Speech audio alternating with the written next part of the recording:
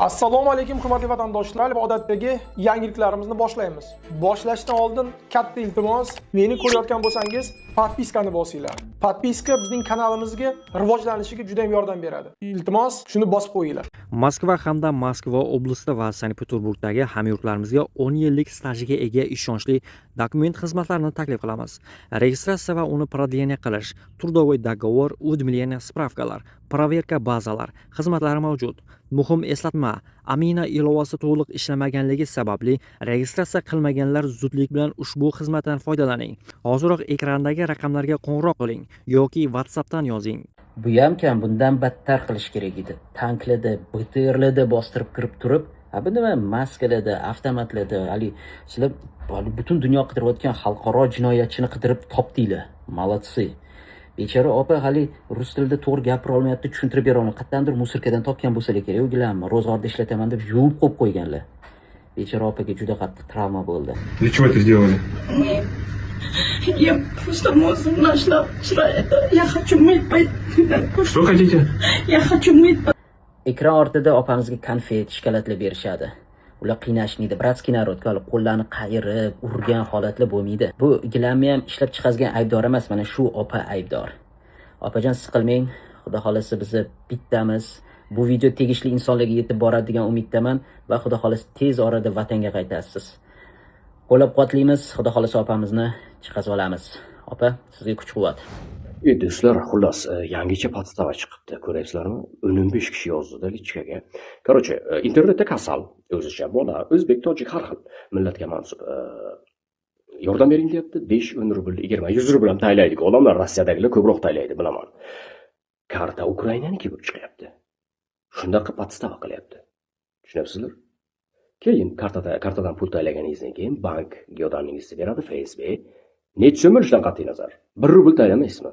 Facebook ketadi 1 soatdan keyin kvartirani ishdan bosib. Nima demoqchiman? Har qanday kartaga taylashdan oldin u kartani qayerdagi ekanligini bilib tashlang. Bilmaysizmi, tashlamang. Umuman tashlamang. Balki bloger Ukrainagadir. Ukrainalik kartasini qo'ygandir. Yo Rossiya tomoni o'zi uyushtirayotgandir. Kartaga taylamanglar. Toshkentdan Yekaterinburg va Ufaga yangi reyslar avgust va sentyabr oylarida yo'lga qo'yiladi. Parvozlar Centrum Air tomonidan amalga oshiriladi. Toshkent Yekaterinburg yo'nalishi bo'yicha parvozlar 10-avgustda boshlanadi va ular chorshanba hamda yakshanba kunlari amalga oshiriladi. Ufaga parvozlar 3-sentyabrda boshlanib, payshanba va yakshanba kunlari amalga oshiriladi. Sankt-Peterburgning Pushkin tumanida politsiya qurilish maydonchalari, metallolom yig'ish punkti va bog'dorchilik jamoalarida keng ko'lamli reyd o'tkazdi. Qurilish maydonchalari katta bo'lgani sababli tekshirish uchun teplovayzor bilan jihozlangan kvadrokopter olib kelindi. Bu esa yaqin atrofdagi butalar orasiga yashirinishga urinayotgan ishchilarni aniqlashga yordam berdi. Shu bilan birga iskovich itlar ishchilarning yashash joylari va shaxsiy buyumlarini tekshirdi. Huquqni muhofaza qilish organlari xodimlari jami 300 ga yaqin odamning hujjatlarini tekshirdi. Ulardan 90 ga yaqini migrantlar edi. 16 nafar muhojir migratsiya qonunlarini buzganligi aniqlandi va politsiya bo'limlariga olib ketildi. Yo'l harakat politsiyasi xodimlari 200 ga yaqin transport vositasini tekshirdi. Reyd natijasida yo'l harakat qoidalarini buzganlik uchun 10 ta ma'muriy bayonnoma tuzildi. Moskvadagi qurilish obyektida migrant ishchilar hujjatlarini tekshirish paytida xavfsizlik xodimlari tomonidan xo'rlovchi munosabatga duch kelishdi deb xabar bermoqda kun.uz. Ishchilardan birining xabarga tayanib, nashr manbasining so'zlariga ko'ra, bu joyda O'zbekiston, Qirg'iziston va Tojikiston fuqarolari ishlaydi. Hammaning hujjatlari haqiqiy bo'lishiga qaramay, huquqni muhofaza qilish organlari xodimlari ularni bir necha soat tizzalab o'tirishga, keyin tekshirish davomida uzoq vaqt tik turishga majbur qilishgan.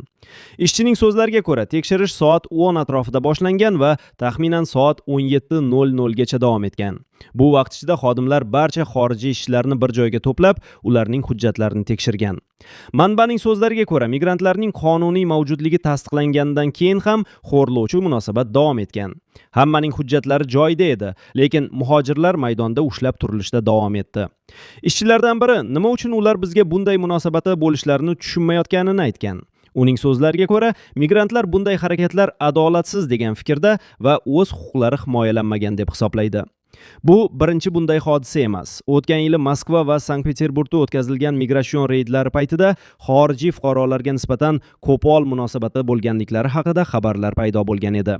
O'shanda O'zbekiston Tashqi ishlar vazirligi Rossiya tomoniga rasmiy nota yubordi. Rossiya Tashqi ishlar vazirligi vakili Mariya Zakharova bunga javoban Moskva notada keltirilgan faktlarni diqqat bilan ko'rib chiqishi va vakolatli organlarga tegishli so'rov yuborishni ma'lum qilgan edi.